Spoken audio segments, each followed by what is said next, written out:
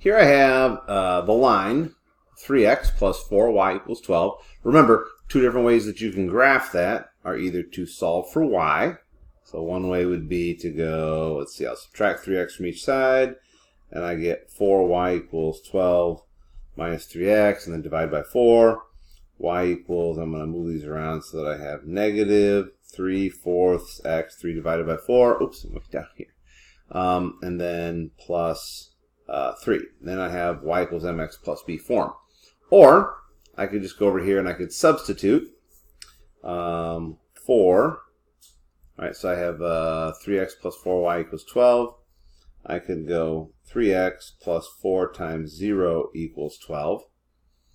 Or 3 times 0 plus 4x equals 12. And here, that makes that term just go away. And I have 3x equals 12, or x equals 4, so that the point, when y is 0, the point 4, 0. When y is 0, x is 4. The point 4, 0 is on the line, so you could plot that point there. Then you do the same thing over here. That term goes away. 4x equals 12. Divide by 4 on each side, and, oops, sorry, this should be y. Y equals 3, so when x is 0, y is 3. And then we just go up here and we plot 0, 3. So two different ways to graph this line. Now we're going to add a vector to this line, and the vector is 3, 4. So I want to start from some point on the line, and we're going to plot the vector 3, 4. So I'm going to go 1, 2, 3, 1, 2, 3, 4. I'm going to draw that vector. When we draw vectors, we usually draw them like a little arrow there about to a point. And we want to show this vector is perpendicular to the line.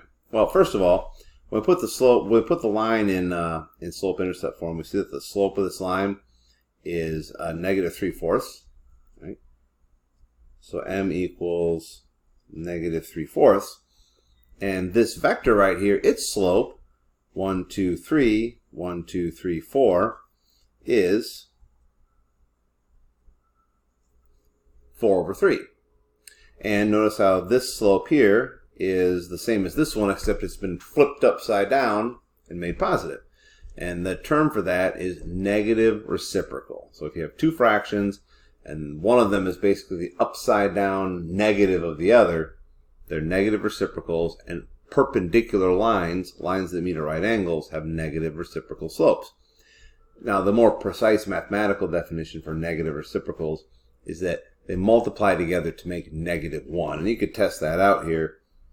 4/3 times negative 3/4 equals negative 12/12, which is -1.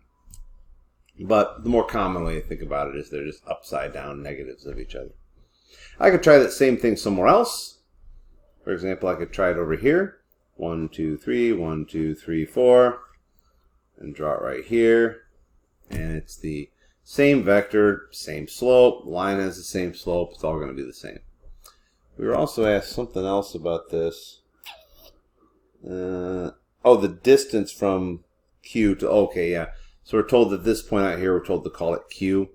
And how far is the line from the point? Well, the distance of this point to this line is just the length of the vector, which in this case is, we use our Pythagorean theorem, 3, 4. We've done this before to find the length of a vector. We just use Pythagorean theorem with A and B as the components of the vector, because, I mean, that's what it is. If I drew the triangle in, right, A and B would be right there. We're calculating C. And by now, hopefully, you notice that this is 3, 4, and 5. So the length of the vector is 5. So Q is 5 units from the line. Which, by the way, something we haven't talked about yet, but you want to start thinking about perhaps, is that when we talk about the distance between 2 points, it's just like I travel from point A to point B. It's how long it takes to get there, distance-wise. But what does it mean to calculate the distance from a point to a line? Because there's lots of places on the line I could travel. This is one distance. Over here's another. Over here's another. And if you think about it a bit, this makes sense. But when we talk about distance from a point to a line, we do mean the perpendicular distance, which you would think of more commonly as the distance straight there, right?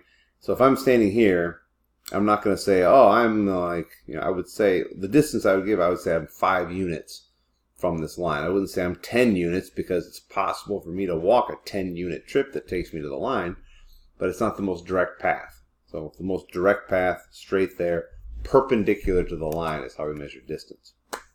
All right.